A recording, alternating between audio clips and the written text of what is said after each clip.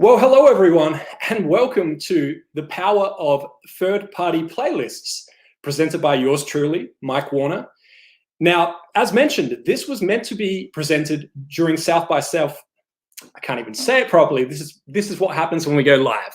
This was meant to be presented right now at South by Southwest, which, as we know, sadly, due to the current situations that are changing by the minute relating to the coronavirus, everyone is staying home and being safe. So I hope you enjoy this version of my presentation live, and the replay will be available online after. This is the power of third-party playlists. So a little about myself. I started out as a music lover from a very young age, got into DJing, realized after a few years that there was no opportunities to play gigs outside of my hometown. So I got into music production. Was never the greatest producer, but found some people who were, started collaborating with them, and together we started to create a very good product. Not that I like to refer to music as a product, it's so much more than that. So what we're seeing here is my group Date Night, which is two friends from Australia, Anders Magnuson and Sharif Demanstia. And they're still back in Australia. All of our production is done online. We collaborate in the cloud, which of course is very relevant right now, given the current situation in the world. We collaborate in Ableton Live, and we save our session, and we do collect all and save, and then we sync it to Dropbox so that the next morning, whoever wakes up, whatever time zone they're in, can pick up and keep working. So this footage here is from our debut gig that we did a few years ago at a venue called Prohibition in Brisbane. Now, that's enough about that side of it. What happened from here, I want to get straight into some numbers here, and then I'm going to break this down for you as well. So Date Night was formed in September 2015. I've done numerous music projects before that, collaborating with other people, different aliases. That's a story for another time. To date, pun intended, Date Night have 7 million Spotify streams. Not a big number compared to a pop star, but for an independent group, that's fantastic. And I feel like that's going to resonate with a lot of people here who are watching as well. Some people are yet to get to their first 1 million streams. Some people are yet to get to their first 1,000. But if I can show you how we got some of these streams, hopefully I can help you get to that next level, whatever that next level is for you. So to date, I need to stop saying that. We have 17 Spotify editorial placements. We have achieved 857,000 streams from Spotify editorial playlists. We have achieved 1,519,000 streams from Spotify algorithmic playlists. Now, these are your release radars, Discover Weekly playlists. Then we have achieved 1,624,000 streams from just the top 100 third-party playlists on Spotify. Now, on Spotify, if you go into Spotify for Artists, it will show you the top 100 of X amount of playlists.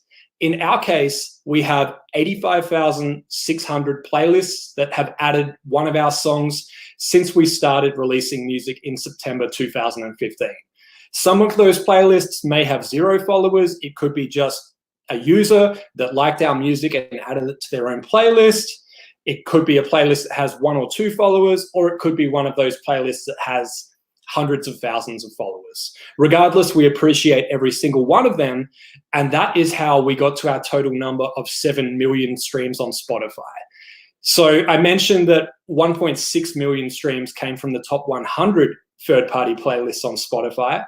The rest of those streams, to make up to the 7 million, came from third-party playlists outside of that top 100 that we see in Spotify for Artists, as well as artist radio stations in Spotify, where you can start a radio station based on an artist, as well as profile visitors. So if people go directly to that artist profile, also if people request music from their smart speaker directly, such as Alexa or Siri. I hope you don't have them connected right now and they didn't just go off in your home.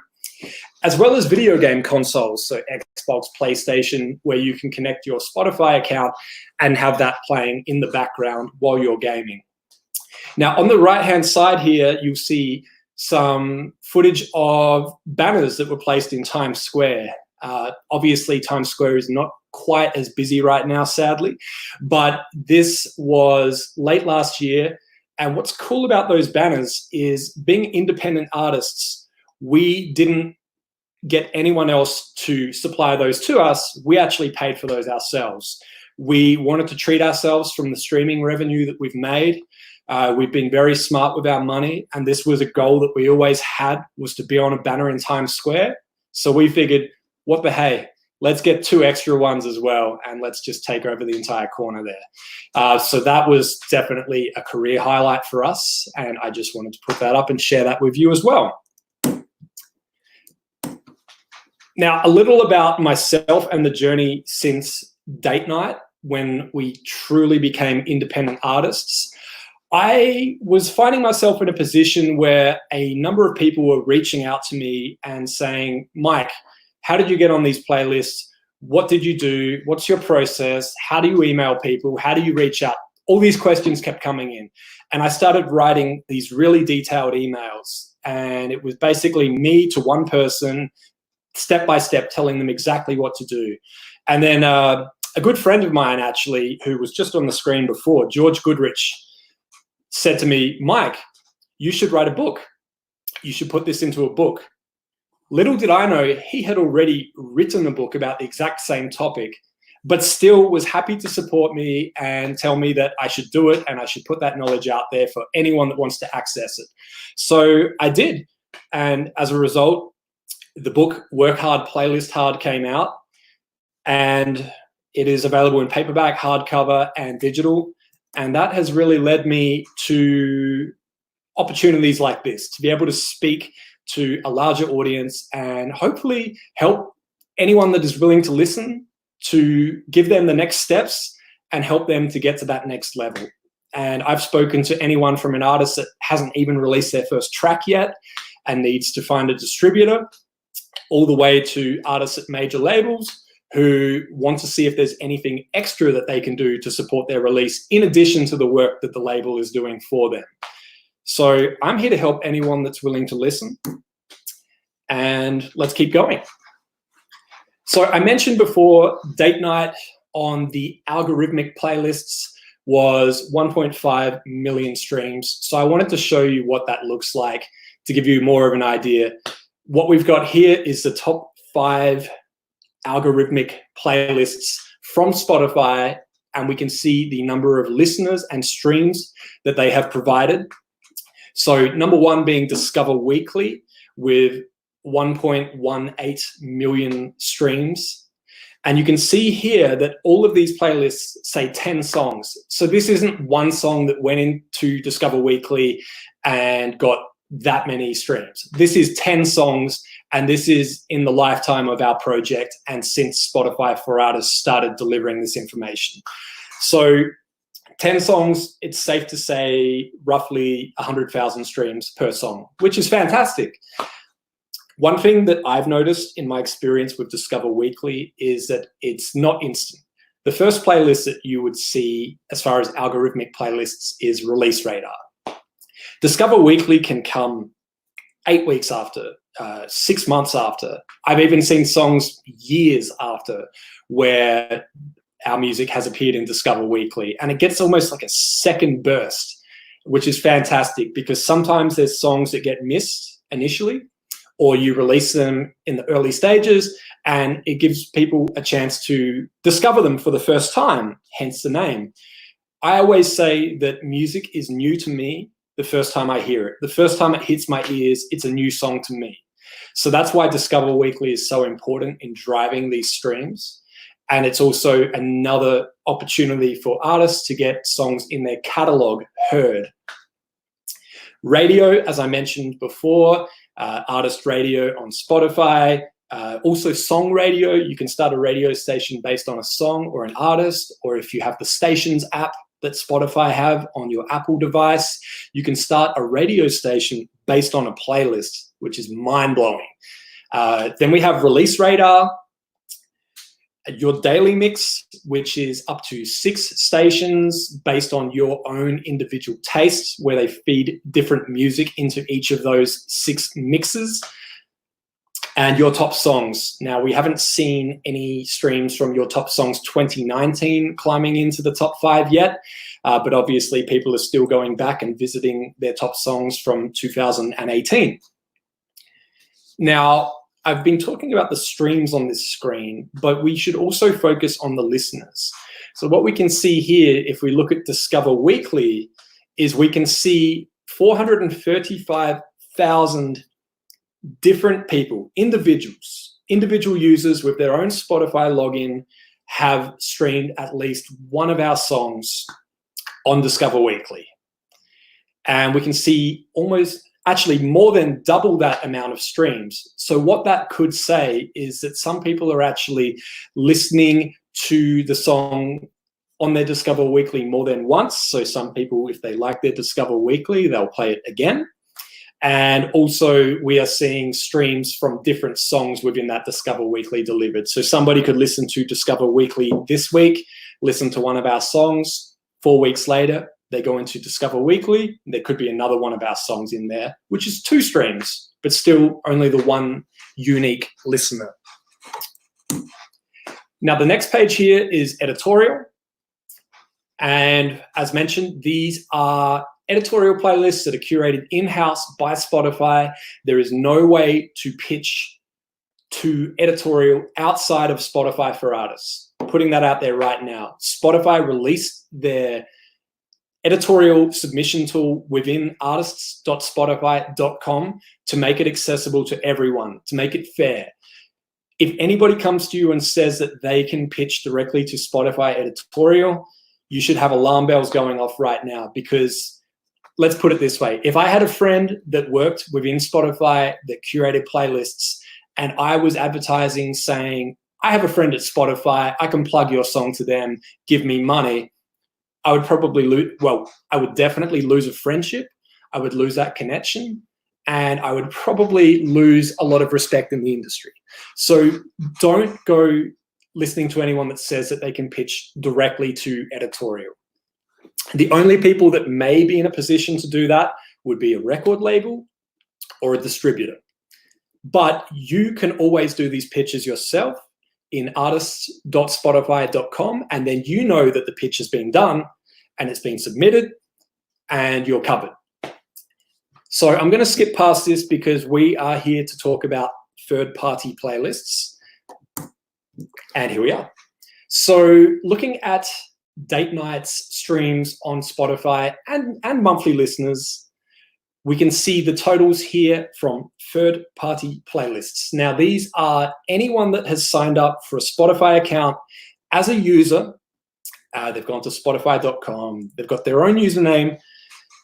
What we can see here is that some of these are driving some very nice stream numbers.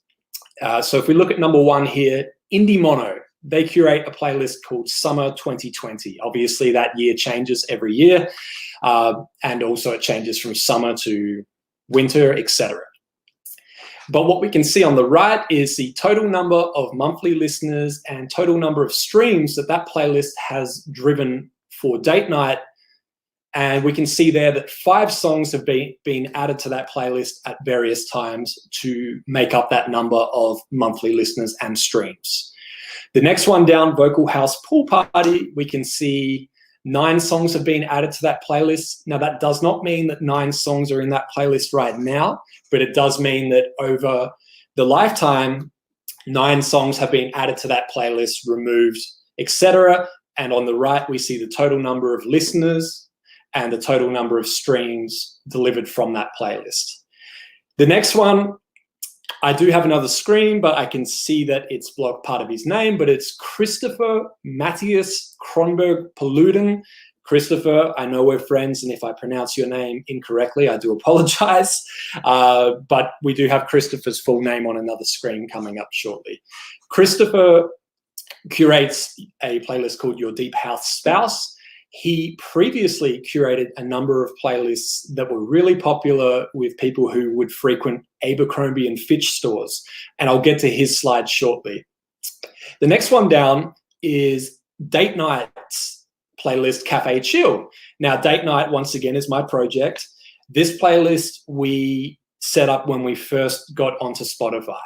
And we put this playlist together. We keep it to 100 songs. And the curation is very strong, to the point where we're not really influenced by outside music. It has to fit. And the reason that we say that is if we start adding music that we're not confident is a good fit, or we don't necessarily feel we would enjoy listening to within that playlist, then the value of that playlist goes down to other listeners, and eventually people will drop off and stop listening to that playlist. So we update this one less frequently, but when we do, we listen to it way more times than you could imagine.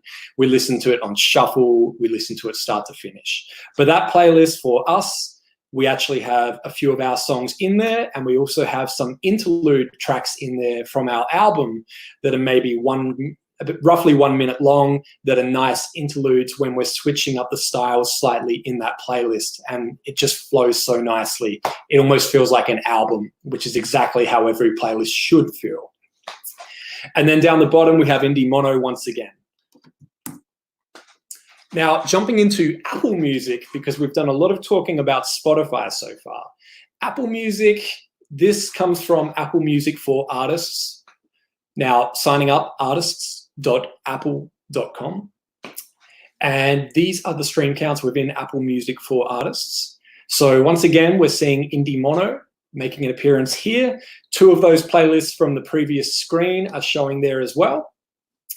And what we can see is we can see streams by songs, and we can also see Shazams, which is cool, because when people are playing a playlist in a retail store, at a party, wherever it is, or if people are listening on their radio, anyone that says to their smart device, Siri, what song is this? They will get that delivered by Shazam. So we can see how many people have actually seeked out that song title and asked what that song is. And the good thing about that, you may be wondering what Shazam has to do with playlists. A lot of people within the Shazam app will connect it to their Apple Music and Spotify accounts, which will automatically add any song that they Shazam into a playlist called My Shazammed Songs, which could make up a significant number of playlists. If you see that 6,220 people have Shazammed our song, My Friend, there could be up to that number of playlists out there with that song in there, thanks to Shazam.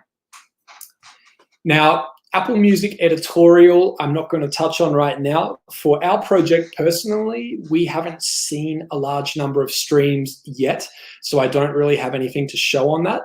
That's nothing personal with Apple. It's just a case of our music obviously hasn't been the right fit with their curators, and we haven't managed to get their attention.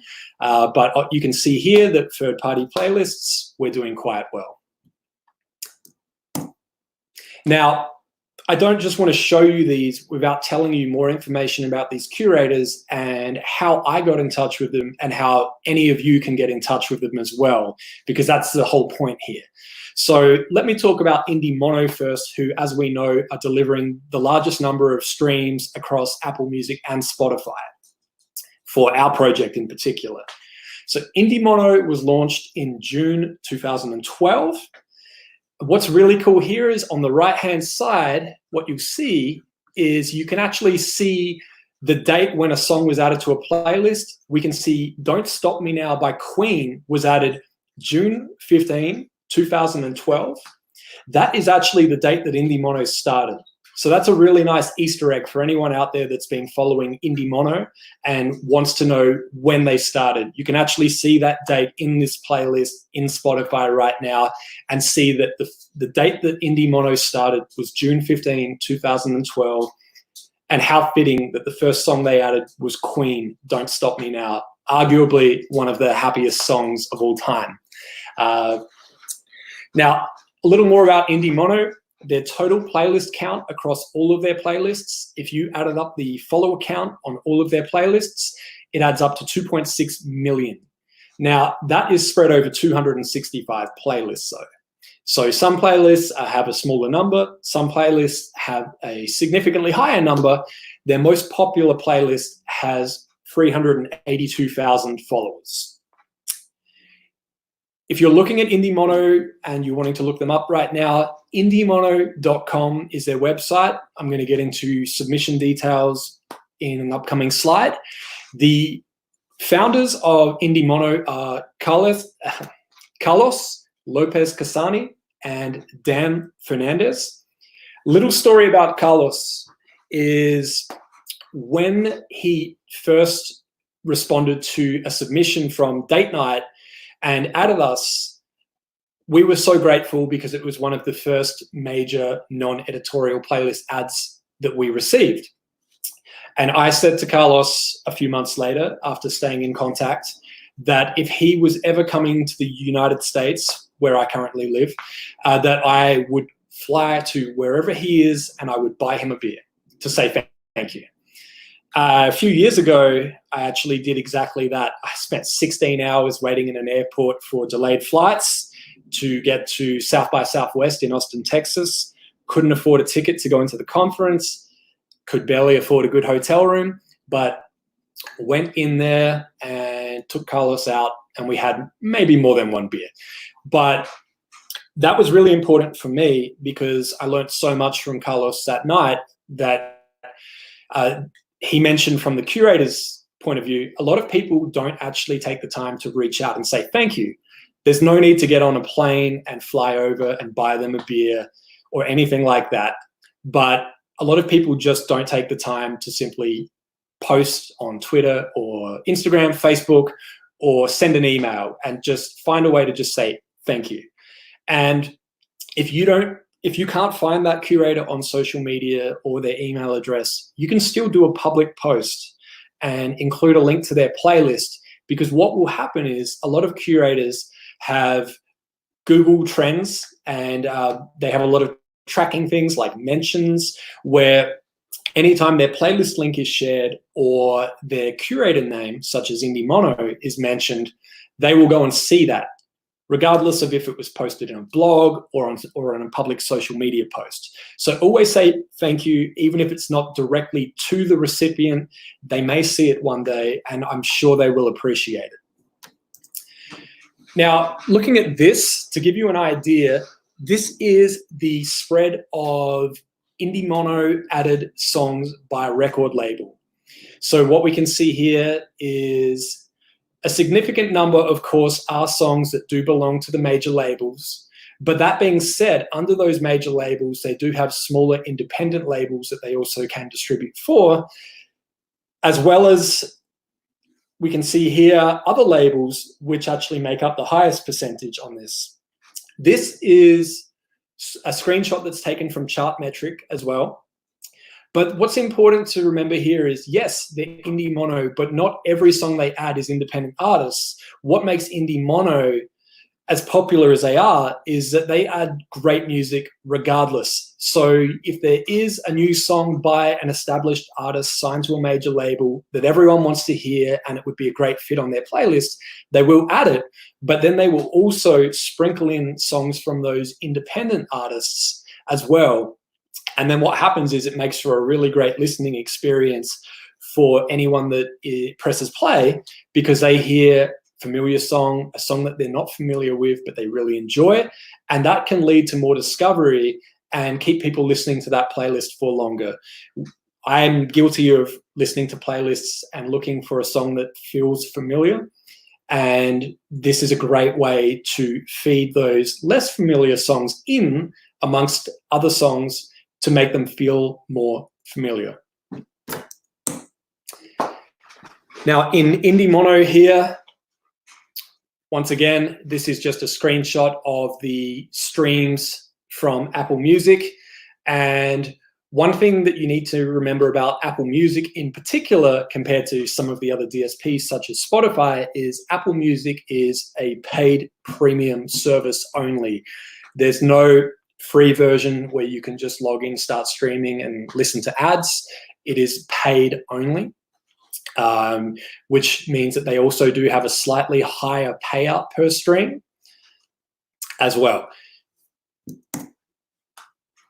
And Indy Mono, I just wanted to share a breakdown of the different genres that they support as well, because they're not just looking at any particular genre here. They cover pop, modern rock, indie folk, tropical house, dance pop, rap, and all kinds of genres. So you can see here, this is the spread of genres across their playlists. Obviously, pop and modern rock are covered in the majority of their playlists as well, but they do cater to some more niche genres there too. Once again, this screenshot was provided by Chartmetric as well. So Indy Mono, I mentioned that I was going to share the submission link here, and here it is. This is actually a screenshot of their submission screen as it looks today. You can go to indymono.com/music-submit, as you can see on the screen here. Submissions are free. There's no paying to submit to them. If you like what Indy Mono do and you would like to support them, they do have a Patreon account. And the reason they have this is they need a way to sustain this and keep it running. They have thousands of submissions every week, and they're trying to dedicate as much time as they can to this, and they wanted to keep it fair. So the free submission option is always there. Patreon allows you to donate, if you will, or support them by doing anywhere from just a few dollars per month. And they give access to exclusive content such as playlists that they've curated just for their patrons in Patreon, and blog posts, and a lot of questions and answers. There's a lot of great content inside there as well. And it's definitely worth considering. If you've seen some support from them, I highly suggest just going in and just doing it. It's the same as buying them a cup of coffee, and it might help to keep them running longer and to keep Indy Mono 100% free for everyone else. And and they do really good work. I mean, anyone that's submitted to Indy Mono can attest to that as well. Now, Indy Mono, obviously, their playlists are on Spotify and Apple Music. And once again, that submission link is on this screen, and you'll be able to catch this in the replay as well. I wanted to put up a quote here just to break it up for a second. A lot of people have been on social media saying, should we stop releasing music right now? Is now a bad time to release music? I mean, look, everyone is still working. Everyone is just working from home. Well, most people are working from home. So I put this on Twitter recently, and I didn't really expect as much of a reaction as I did, but a lot of people hit me up about it and said that it's exactly what they needed to hear. And this is true. Now more than ever, the world needs music.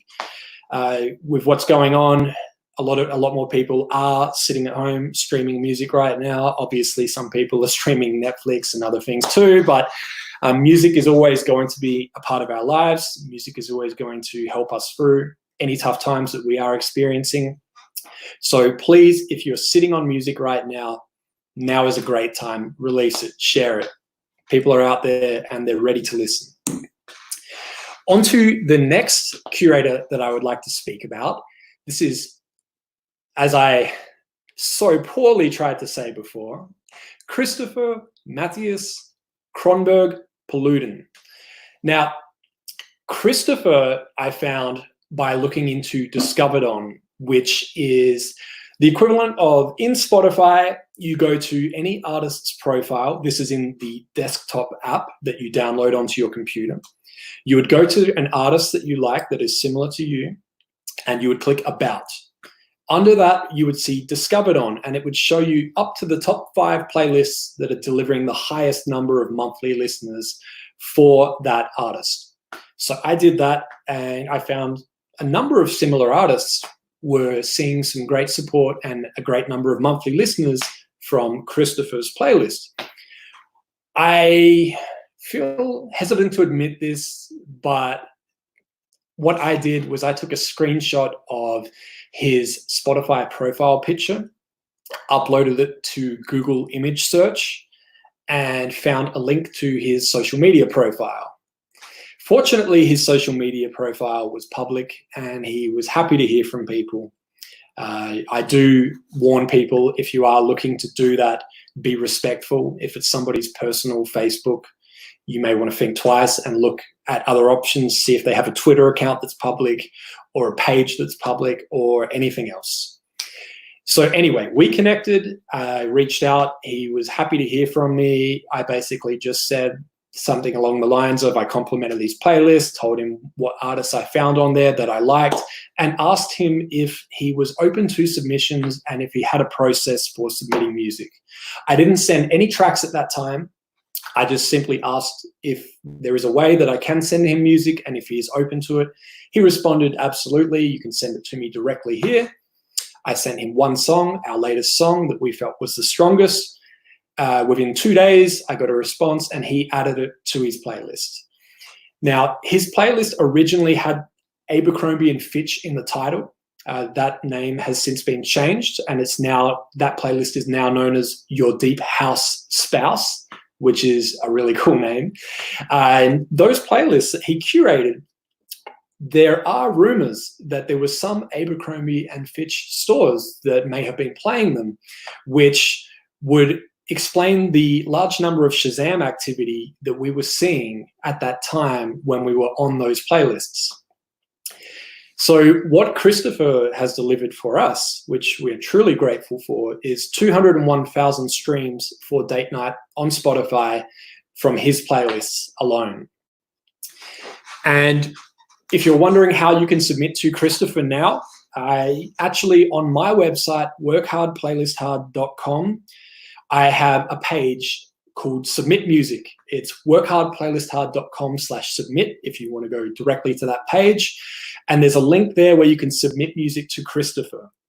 And what I did to help him, to support his growth, what you will need to do is you will need to log in with your Spotify account, and in turn, it will automatically follow Christopher and his playlist. After that, you'll get to a submission form where you can send him your song. Now, after this, if you don't like his playlist, you can simply go into Spotify and unfollow. But this has been great in helping Christopher to manage his submissions without taking any money. He simply grows his following and you're helping him. And we'd like to hope that you would follow his playlist anyway if you're hoping to be on it. So as mentioned, Christopher used to curate a playlist that had the title Abercrombie and Fitch, now changed to Your Deep House Spouse. We can see in the description there that he even mentions inspiration from Abercrombie's playlists from 2010 to 2014, and that they may have led to some in-store play. Once again, just a rumor. Christopher also is interesting because he curates some very long playlists, which goes against what a lot of people say. But in this case, if you're looking at a playlist that is for a cafe or somebody that is studying or things like that, they may actually be looking for a longer playlist, because there's nothing worse than pressing play and after 2 hours having silence or having the radio kick in with similar songs that may not always be as good as that playlist. So Christopher, this playlist goes for over 15 hours, which is essentially an all-day playlist if it were to be playing in a retail store. The other good thing with Christopher in particular is that he doesn't remove songs quickly. There's songs that have stayed in his playlists for over 1 year. So they get a significant amount of stream and in return, a significant amount of new fans for any artist that does get added. Friend activity on Spotify. The reason I wanted to share this is once again, in the Spotify app that you download onto your computer, there's an option under the view menu to show friends activity. So this is any user that you are following on Spotify. On the right-hand side, you can see what they're listening to in almost real time.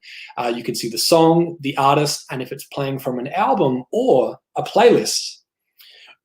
What's cool about this is, as you can see on the bottom right corner there, we've got Christopher. We can see his playlist that he is listening to and the song that he's listening to from that playlist. What this has been useful for me in particular, is getting an understanding of what that curator listens to, but also seeing what times of day they're most actively listening.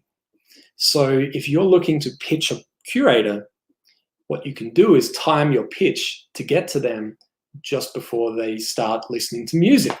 And then hopefully you may see them listening to your song here, which is fantastic. It's even better than getting a read receipt on an email, because there's no doubt in your mind that they've listened to your song. Tastemakers. It's a little known fact that when Spotify were in the early stages, they started awarding very strong users with a tastemaker badge. It's less common now, but some people are still being awarded a tastemaker badge. So what we can see here on the right-hand side is for Christian Garcia. Instead of it saying user on his profile, it actually says tastemaker. So he's a verified tastemaker. Now, tastemakers were rewarded in the early stages on Spotify because they had strong curation and they were delivering a significant number of listeners and streams. And rumor has it that these tastemakers would influence playlists such as Fresh Finds, where even in the description for Fresh Finds, sometimes it will say, this comes from a community of tastemakers. Here's your tastemakers. So in search results, I've found that tastemakers their playlists will show a little higher than other users as well. Now, there's no way to just show all tastemakers on Spotify, and that's probably for a good reason, because then everyone would go to them and they would get overwhelmed. But if you come across one of these, they are gold. These are very strong curators. So if you do find a way that you would like to try and approach them, be very respectful, know that there may be a number of other people that have also seen them and are trying to reach them as well. So in this case, I contacted Christian years ago, and I remember our first conversation was on LinkedIn of all places, and we got chatting very quickly, and then we switched over to WhatsApp, and he wasn't adding any of our music at the time, but he was a very interesting person, and we formed a friendship. And I remember Christian actually had a broken laptop, so he couldn't place any music at that time anyway. And I was just happy to speak with him because I was trying to step up my curation game too. And what happened was Christian would mention to anyone that was reaching out to him, his laptop was broken. And they would just say something very short like, okay, cool, bro. Well, when your laptop's fixed, here's a song for you to listen to. Completely disrespectful.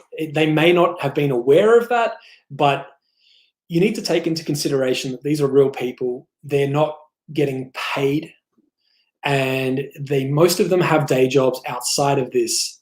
That's where they make their money. So they do this because they love music. So respect that, respect their curation, respect their time, and just give them a little space. If somebody, you can't send someone a message and just assume that all is always well, because sometimes it isn't.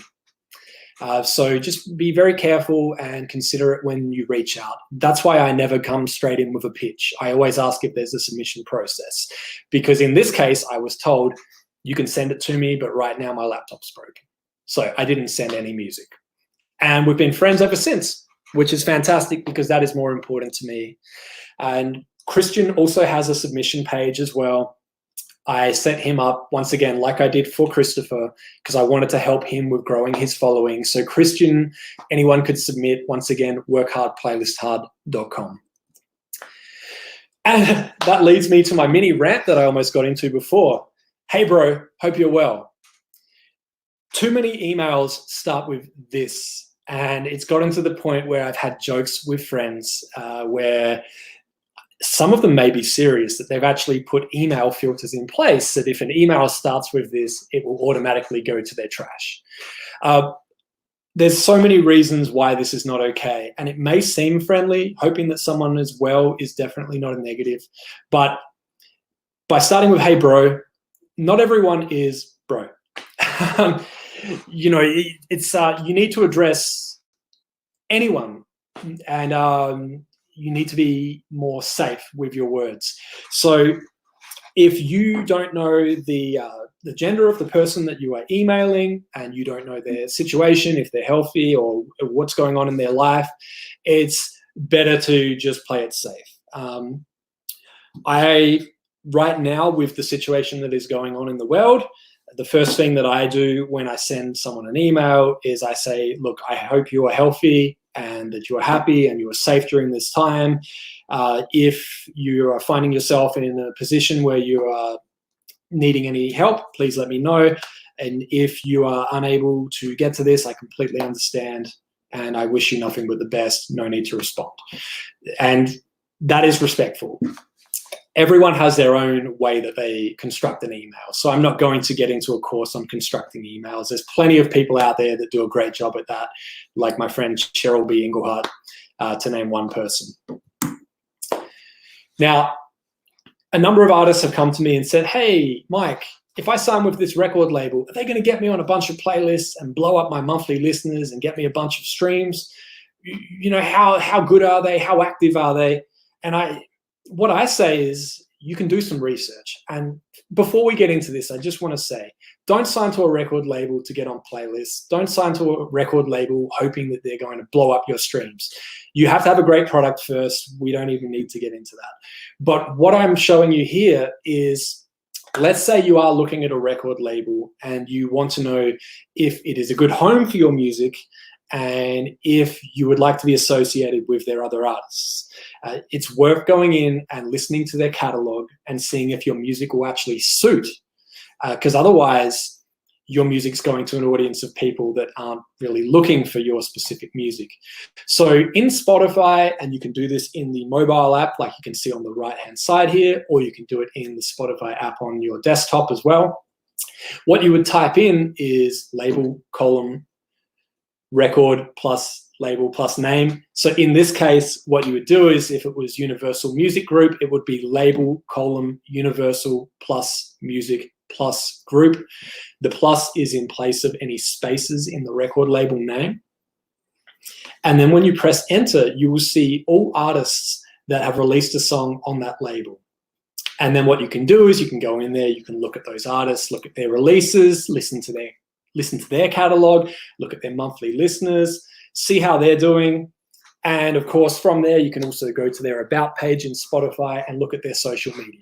You want to make sure that that record label is a good home for you before you go and sign your music away to them. When you're researching record labels in Spotify, you can also look at the year-to-date releases as well. So what that would look like is, at the end of what I showed you on the previous screen, you would also add, after label, column, record plus label plus name, you would add another column, and then you would add year, column, 2019 or 2020. That would show you all releases on that label in that year. So in this case, actually, we do have it on the screen here. We're showing all albums for label Brooklyn plus Basement, column year, column 2019. So we can see all releases on that label in that year. So you can see if that label's been actively releasing music in the last year and what they're releasing currently in 2020 as well. Now, this is good for looking at the artwork to get a feel for what kind of artwork they're using for their releases with that label, seeing how many singles they're releasing versus albums. From the label's point of view, it's also really good housekeeping, because if you see a song that doesn't actually belong to your label, you'll be able to see that on this screen, and you may want to go in, contact your distributor, and just make sure that it's not getting confused, or in fact, there are two record labels with the same name. That's on you what to do next after that. Talking about the curation side here, and the reason I wanted to touch on this is every artist should have their own playlist that they curate. Obviously, you should have a playlist of all of your original material. There's no doubt about that. Anytime you release a new song, you should put it into that playlist. So Date Night have a playlist called Date Night Originals, where we put all of our original releases into that playlist. Every time we release a new song, we drop it in there at the top position. After that, we also curate a playlist, as we've seen earlier, called Cafe Chill. And the way that we curate this playlist, I went into the process before. It's like an album. We want it to flow nicely, but we also want to make sure that there's no songs that are overly out of place. So for a cafe, you may not want a liquid drum and bass track to appear in the middle of a bunch of neo soul tracks. As cool as that may be to some listeners, that may scare off a few other listeners. And if you have a look on the right-hand side here, what a lot of people don't realize is when you open a playlist in Spotify, there's no play button. The only button you have is shuffle play. So what happens? A lot of people hit that button because they just want to press play and hear that playlist. And they're now listening to that playlist on shuffle. So you need to plan for a shuffle when you curate. And what that means is press play, press shuffle, listen to that playlist on shuffle, listen to it a few times. Are there any songs that sound wildly out of place? You may want to take those out. Now, the other thing that can happen is people can go to a playlist, scroll down, and start playing at any point. So if I go to a playlist, I may scroll down, find a song that I'm familiar with, press play, start listening from that point. Totally fine as well. You just need to keep in mind that every part of your playlist needs to be tight. The first song, the middle songs, the end songs. People are going to shuffle this. They're going to start playing in the middle. They play from anywhere. Now, another thing I want to mention, even though this is a playlist that you've curated as an artist, don't overload it with your own music. If you have a playlist with 50 songs and 35 of those songs are your own songs, people are going to start to catch on to that. And it's just not a good experience for the listener. I mean, yes, they may love your music, but spread it out a bit more. Once again, you've got that separate artist playlist where you have all of your originals on there. Now, another thing that you can do here is there's services where you can have a playlist and you can synchronize that playlist to multiple DSPs. So in my case, I have playlists that are set up on Spotify. They're the master playlists. Anytime I remove a song, change the position of a song, add a new song, that playlist will synchronize with YouTube, Apple Music, Deezer, Qobuz, Napster, and maybe one more that I forgot about right now. But what this does is it gives you so much more value in that when you add a song to your playlist as an artist, it is now showing on that playlist on multiple DSPs. So how cool is this if you approach another artist and you say, hey, just letting you know, I really dig your new track. I added it to my playlist. Here's the links to listen to my playlist on Spotify, YouTube, Apple Music, Napster, Qobuz, Deezer, etc. All of a sudden, you've given them 7 or 8 times more value than just saying it's on this one playlist. And that's easy to do. So there are a number of services out there. I'm always hesitant to ever recommend a service, but I will let you know that for me personally, I've been using soundsgood.co for about 4 years now. And I've had no issues with them personally. And I've always been able to reach out to the team if I have questions. And it's just made it so much easier because I don't need to add a song in Spotify and then log into Apple Music, add a song, log into Deezer, add a song. I just do all my curation within Spotify and it synchronizes everywhere else. And everyone's different. Everyone uses a different DSP to listen to their music. And I wanted to mention this as well, another tweet that I've put out before. This is relating to respecting the curators once again. So a good curator will not add your song just because it is a good song. A good curator will add your song because it is a good fit. Now, what that means is you could have an amazing song that sounds great. It's well produced, it's well mastered, it sounds solid, but it's a pop song and you've submitted it to somebody that curates a rock playlist. They shouldn't be expected to add it. And you shouldn't take offense by that. It's still a great song. It's just not a good fit within that playlist. And you're actually doing them a favor by not sending them a song that will not fit their playlist, because it's less of their time that you're taking up. But also that curator, when a curator turns down a song that I send them, I respect it so much more, because it means that their curation is strong. They don't just add any song and try and find room for every single song, even if they're not a good fit. And that means that more people will listen to that playlist, more people will enjoy it, more people will share it. And the artists that do get added to that playlist will see more listeners and in turn more fans. Now, this is something a little different that I wanted to share. Obviously, when you're reaching out to curators, you send a lot of emails, and a lot of people just get into the habit of copying and pasting, and it can look really sloppy and they can make a lot of mistakes. So what I've got here is templates, and this example is in Gmail. And obviously you can see me here writing an email to someone I already know, your old buddy Mike.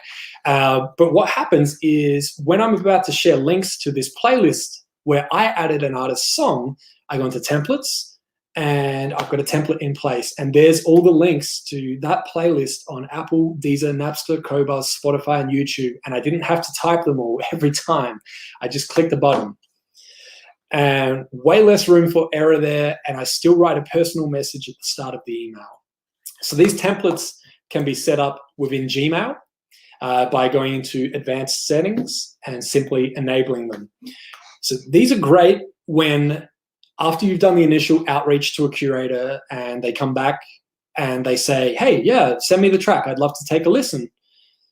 You can send them the links and know that they're correct, and save yourself a lot of typing and also copying and pasting, where things can go horribly wrong, horribly wrong.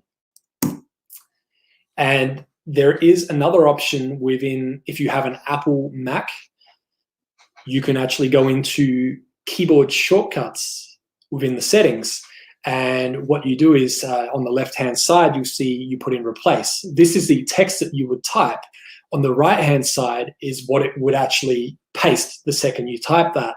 So if I wanted to tell someone that, check out my playlist, here's a link to all of my playlists, I would type all my playlists with no spaces between it, and then it would automatically type this whole long spiel saying, here's a list of all my playlists, here's links to all of them, and it saves me writing all of that every single time. These shortcuts are crucial, especially for people working at home right now as well. You can use these in any situation.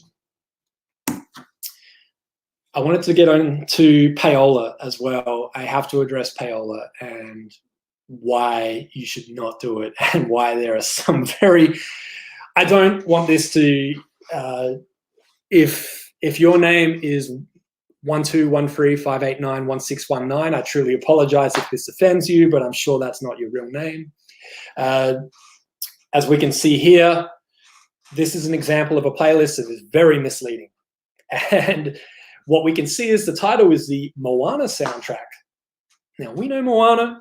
It's a family-friendly movie, a lot of great sing-along songs in there. I am sure that the Notorious B.I.G., Juicy, NWA's Express Yourself, 50 Cents in the Club were not featured in the Moana soundtrack. Playlists like this, a lot of people will find they've actually paid to get on. And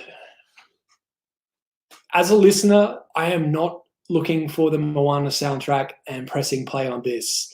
Fortunately, I do like the songs that are on here, but it is very misleading, and anyone that is pressing play to this is clearly not listening, and it's got to be a robot. Now, payola is basically paying to have a bunch of machines streaming your music, or it's paying a curator to just put your song in their playlist. A lot of interactions I've seen with these curators that just take money for a playlist, the scary part is some of them will come straight to you and say, it will cost you X amount of money and I'll put your song in there. They don't even ask for a link to listen to the song, which is insane. They basically have just said, whatever your song is, I don't care. I'm going to put it straight in this playlist and take your money. You can imagine what some of those playlists look like. Some of them will have an entire album of one genre just dropped in the playlist in the middle. No one is listening to these playlists and enjoying them, which means that you are not getting real fans. The other problem with this is, let's say you do go up to 100,000 monthly listeners by getting onto these playlists. The second you are taken off, you go back to 0 monthly listeners. You have no fans. You just boosted your numbers briefly and it didn't do anything for you. I know that a lot of us are looking for a shortcut. I can tell you right now that paying to get on a playlist is not a shortcut. It's going to hurt you in the long term.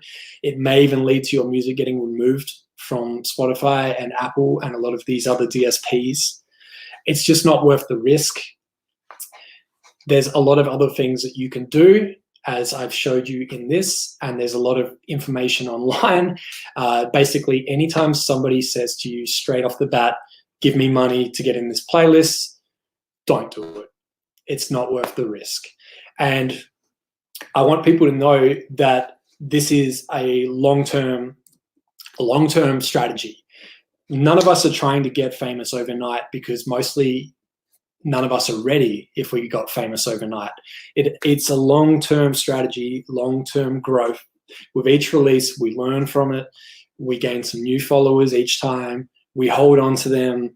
And over time, our numbers climb, our fans climb, our followers climb. Right now, especially, you should just keep releasing that music and keep growing. If you have 10 songs that you're sitting on right now, go and put one of them out today. Go and put one out in 2 weeks from now as well. Just start putting that music out so people can enjoy it. The worst thing that can happen is they don't listen to it. And that concludes my workshop that I had created for South by Southwest that has now been taken online. I want you to know that if you go to workhardplaylisthard.com/SXSW, you will have links to replays of this workshop, as well as additional notes. I also wanted to let you know that there is also a link to my book on there. I didn't want this to feel like a sales pitch, but for anybody that is struggling right now and would like some additional information, my book is online at workhardplaylisthard.com/book. You'll see that I've dropped the price to $1 US. This is for the online PDF version. And for anybody that is struggling and needs a little boost right now, there is a coupon code there that you can enter where you can get it completely free. And I would love to be able to help in any other way that I can. And I hope that for those of you that are in some tough times right now, you can go to the site, grab a copy of the book, and I hope it brings you some value. And it also will bring you perhaps some new strategies that you can try and additional ways that you can find extra revenue. Right now, I know a lot of you aren't touring as well, so the book is there for you as well.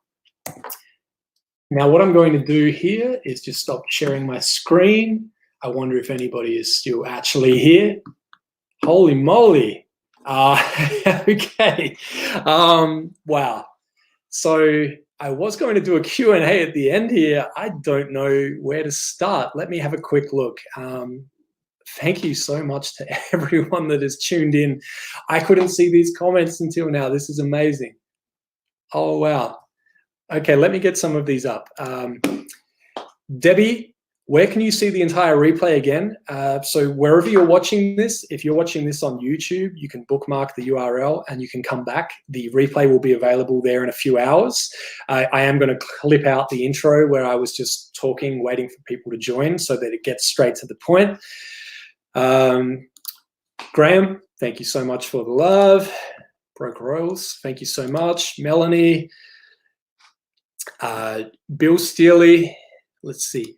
How do you reach playlist curators not mentioned on your website? Okay, so there are a number of resources on there as well. For me personally, what I do is I look at their name. Let's say you're in Spotify and I find them. I look at their profile picture and then I search on social media. I only look for public profiles. If they have a personal profile, respect their privacy. Most people on Twitter are a little more approachable. So I would search on there. If you can't find them, what you can do is type their playlist name into Twitter, or you can actually paste the URL for their playlist into Twitter, and it will show you results if anyone has pasted that link before, because most of the time curators like to share a link to their own playlist, and in turn you find them. Bryn, thank you so much. As I mentioned, the book, yes, it's $1, but anyone that is in a time of need, please, you can grab it for free. The coupon code is on the site. It's everywhere. DJ Trotsky, thank you so much. Ryden, wow, thank you so much for tuning in. Ryden, absolutely smashing it right now with probably the anthem of the year.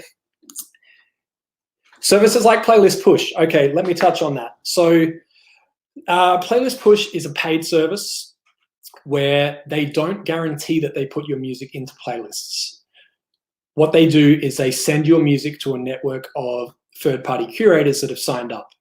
So you would pay Playlist Push a campaign fee, I don't know, anywhere from, let's say, between $200 and $1,400, depending on the genre and how many curators you would like to reach. From that, they take that money and they pay the curators to listen to your music, write a review, tell you if they're going to add it or why they're not going to add it.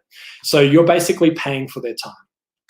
I always say to anyone, if you're looking for an ROI, a return on investment, don't go with Playlist Push or any of these services right now, because if you've never made any money from streaming and you give Playlist Push $500, you're not going to make $500 back. If they could guarantee that, it would be payola, and if they could guarantee that, they could probably charge more. Let's be honest. The reason I tell people about Playlist Push is I know that some people will still go and use one of these services. The thing about Playlist Push is they have a real office in Venice Beach. I mean, right now they're working from home. They have real people. They're on LinkedIn. They have real names. They come to events and conferences. They have a phone number you can call. They have an email you can send emails to. Not everyone is going to be happy with these services, but out of all of the services I've seen, at least there's a way to contact people if you aren't happy. And there's a lot of people that you can ask for their opinion as well. Don't just take my word for it. This is not an endorsement, but I'm also not saying avoid. I'm just saying don't expect to spend $500 and get $500 back. That's not the way that they work. It's all part of that long-term strategy. So if you've made some money from streaming and you would like to try it, that might be the time where you may try one of these services. Let's keep going here. Thank you so much, Ayo Vonte. Very, very kind of you. Thank you for tuning in. Let's have a look here.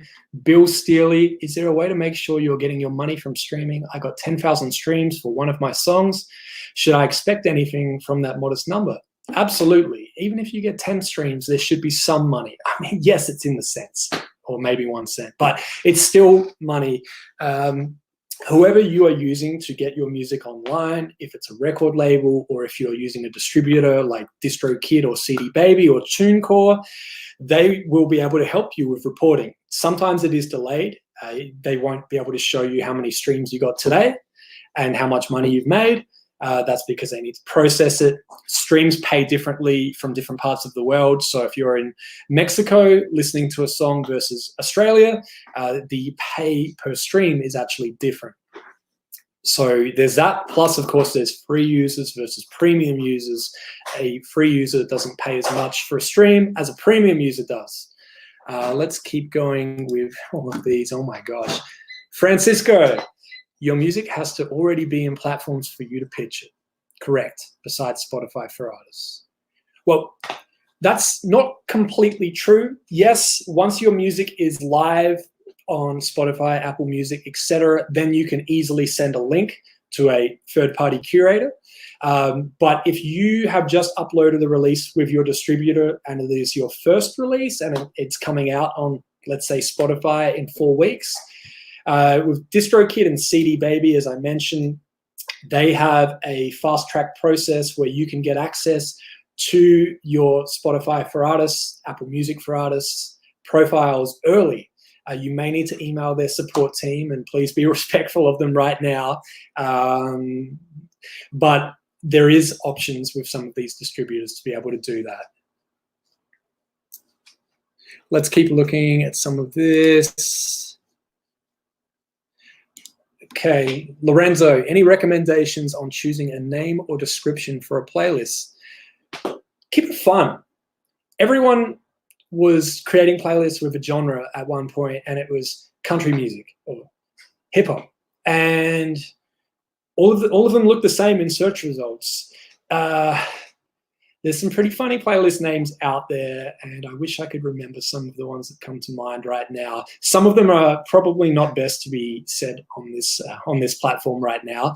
But my advice is, if you want to have some fun, you can paste an emoji into the search bar, search by an emoji, which gets some interesting ones if you do an eggplant. And you can also search by various words. So if you're looking for drunk wedding music, there's going to be a lot of playlists that you can listen to. Right now, of course, there's a lot of people who are doing playlists about people being home quarantined as well, to keep them company.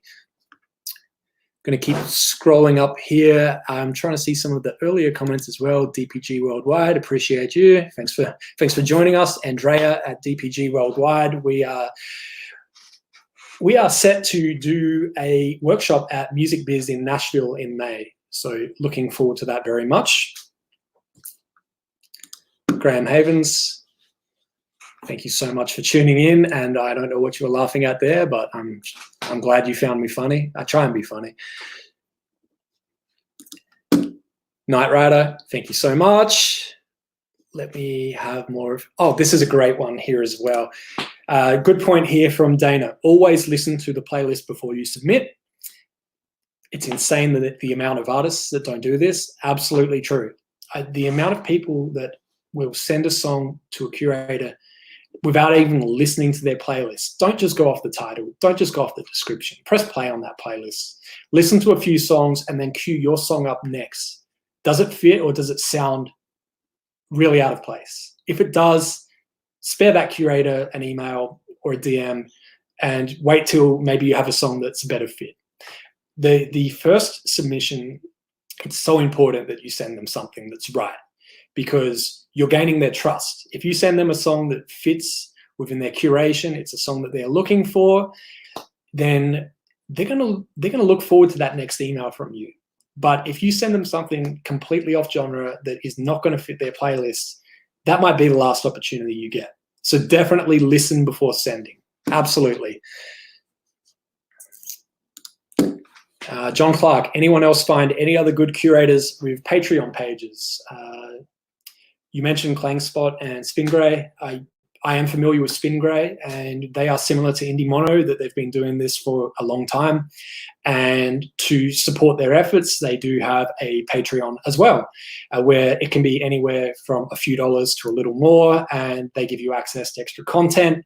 Some people may find that they are able to have access to a priority submission by supporting them. Now, don't look at this as payola. It doesn't mean that they're guaranteeing they're going to add your song. It just means that because you've slipped them $5, the equivalent of buying them a cup of coffee, that they may listen to your song in the next 48 hours instead of in the next week. So similar to what Submit Hub do, where you can pay, I think it's a few dollars to submit a song and have a guaranteed response within 48 hours, or you get the money back. In this case, you just slip them the money in the Patreon and do the submission. Let me keep going up here. Erica, yeah, I had to include the bro part. Not everyone is a bro. You need to, absolutely. Let's see. Joey, thank you so much. Joey and I have been in touch for years. Wow. Still killing it out there, Joey. Love your work. Afro Beta. What does streaming link mean on your site?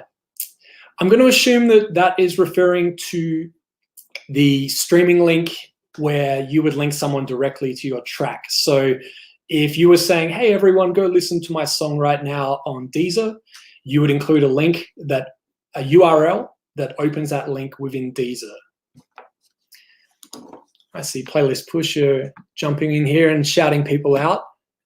Thomas Garcia, thank you so much. Let's see what else we've got up here. Rushdie Williams, I say, don't just release music, release playlists with your music in it. Absolutely. And what that could look like is, as I mentioned, those artist playlists where you include all of your original music and you own that playlist.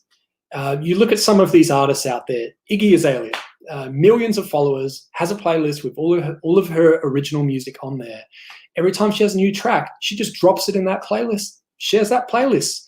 The good thing about that is instead of just sharing the track and sharing that playlist, people press play, listen to that song, and they may leave that playlist running, which could play through the rest of your back catalog in that playlist. So instead of just streaming your new song once, they could stream your new song and then leave it playing and stream your entire back catalog, which could be 15 songs long. So you've now got 15 streams instead of one. Smart. Going to keep going up here. Mike Steer. Curate a broad and eclectic array of music for the resorts in the Caribbean and Mexico. That sounds amazing. I'd love to check that out. If you can post a link to that, I'll take a look after this. Absolutely. That sounds like a lot of fun. Let's keep going. Just looking for any more questions that I can jump onto here as well. Okay, interesting one from Tommy. So Tommy says, I find that submitting to Editorial is a vacuum, that it feels like a way for Spotify to simply mitigate people emailing their staff directly. Well, yeah. I mean, could you imagine how many emails Spotify staff would be getting? It would be impossible to get to all of those emails. What I like about the submission process in Spotify for artists is that it's really on you to actually follow those steps. They've made it very clear. You need to submit your song at least 7 days prior. If you do that, it's guaranteed to go into Release Radar as long as it's a new release for the first time and it's not a remix. And that will go into Release Radar for all of your followers. So if you have 100 followers, that's 100 Release Radars. By submitting at least 7 days prior, you also get to tag the song and fill out your submission for editorial consideration. So you can tag the song with mood, genre, instruments used, background, the vocals, everything. And what that does is it gets the song to the right person within Spotify. By taking these extra steps and spending just a few minutes, you might actually have the right person within Spotify hear your song instead of just being broad and saying, this is a pop song. You know, think about how many pop songs they get every day. There's arguably, the number I saw the other day was over 40,000 songs per day going on Spotify in the US alone. I can guarantee you there's not 40,000 people submitting their music in Spotify for artists for editorial consideration, and they're also not taking the time to add those extra mood, genre tags, etc. And I've said to so many people, they say, oh, is it really worth doing? And I go, well, we've done it for 4 releases and 2 of them got editorial support. I say it is. Let's keep going here. And even if you don't get editorial support, you're still going to get Release Radar. So it's still worth doing regardless. And you're feeding the algorithm. You are telling Spotify exactly where your song would be placed as well. Let's keep going. Andrew, what's up, man? Good to see you on here. Sue, thank you so much. That's very kind. Sue was actually one of the people that helped me out a lot with the book as well. I'm not going to start shouting everyone out right now, otherwise we'll be here all day. But Sue, thank you so much for your help. Sacramento. Bruce, send me a replay link. So the replay link, once again, is going to be, you know what, I could probably just do this. Let's see. No, you know what, that's too crazy. So the replay link is workhardplaylisthard.com/SXSW, or if you just go to workhardplaylisthard.com, it's there at the top of the screen. And wherever you're watching this right now, you can bookmark it and come back and watch the replay too. Jake Truman, what up? Tommy Spiro, Dana. Man, this is amazing. It's amazing. Okay, let's see if there's any last questions that have jumped in here now.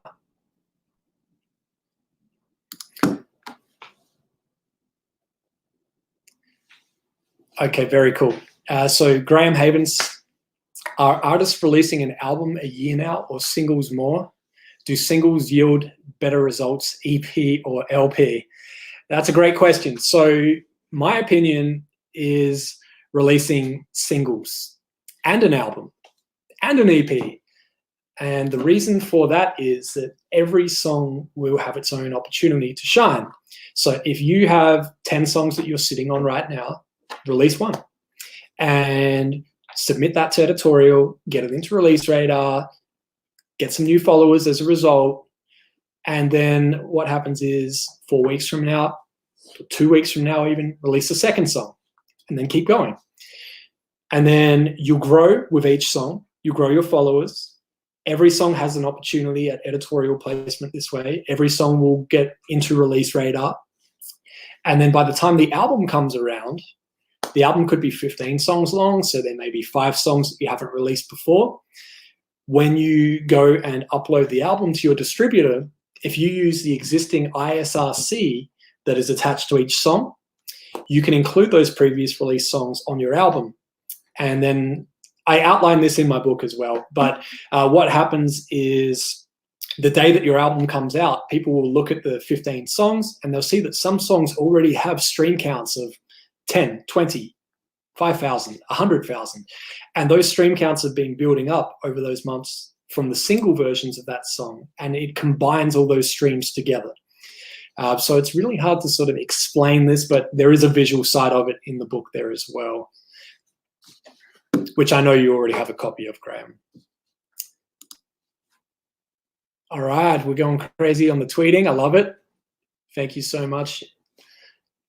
I want to say Vontae, but Ayo Vontae to say your username. Thank you so much. What do I think of playlist pitching services like SubmitHub? Look, SubmitHub has worked great for me and other people. SubmitHub is a very cheap way to get started as well. You can submit to a lot of the blogs and curators and YouTube channels for free. So there's not really any risk involved other than your time. And you can spend a few dollars to make sure that they actually listen within, I think it's 48 hours. And if they don't, you get some of that money back in the form of a credit so that you can submit to someone else. So if you're wanting to spend a minimal amount of money or you don't have any money to spend right now, SubmitHub is a great place to start. Absolutely. Let me take a look here. Any advice for smaller curators? Helpful sites. Look, my advice for curators, whatever stage you're at, however many followers you have, when you add an artist to your playlist, you need to tell them. You need to email them or tweet them and just, you don't even need to ask for anything. If you're not comfortable, just tell them. Because what you'll find is if you have a playlist with 100 songs and you add 90 different artists to it and you send them all a tweet or an email, some of them will actually share it. And even Instagram stories, swipe ups with a link directly to the playlist. You need to tell people, instead of just telling people to follow your playlist or go and listen to your playlist, tell the people that are on it, because they're more likely to tell their audience and bring you more followers and more listeners.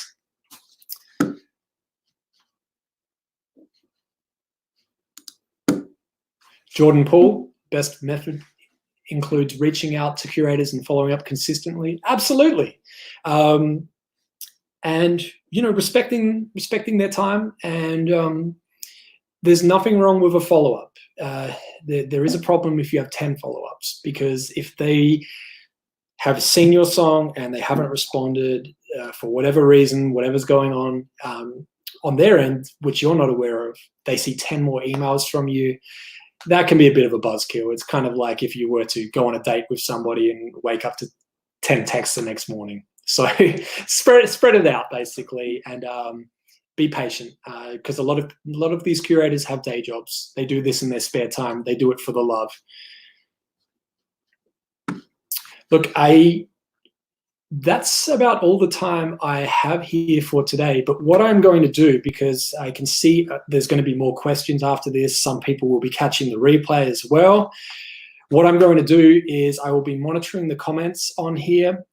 And let me just put up a link to the replay and get a few last minute things in here as well. So as I mentioned, for anybody that is interested, my book is available, paperback, hardcover, Kindle. But if you are looking for a copy and you're happy with the PDF version that you can read on your device or your computer, it is $1 US right now. And if you go to that link on the screen, there is a coupon code. So if anybody is experiencing some tough times right now with the current situation, there is a coupon code so you can get the book absolutely free. You just put that in at checkout and the price will drop from $1 to $0. Now, as for other things that I've done as well that maybe have helped you, I do have a podcast that you can listen to on your favorite podcast service. It is the Streamline Podcast. Instead of putting a link to that, it's probably easier to just type in Streamline Podcast by Mike Warner into your favorite podcast listening platform, Apple Podcasts, iHeartRadio, Spotify, etc. And lastly, the replay for this and a bunch of other information, blog posts, links to the book, links to the podcast, links to previous live streams, links to social media. It's all at workhardplaylisthard.com. You can go and get it all there. And I'm going to log off right now. And for anybody that is wanting the replay, bookmark whatever you're watching this on right now, whether it's LinkedIn, Twitch, YouTube, Periscope, Twitter, and you'll be able to come back and watch the replay shortly. Thank you so much to everyone that tuned in. I hope that wherever you are right now, you're safe, you're healthy. It's quite unpredictable what's going on right now, but the world needs music, and just keep sharing that love. Look out for each other. Maybe check on your neighbor. Just help each other out, and take care. Thank you so much for tuning in. I'll see you in the comments. Bye.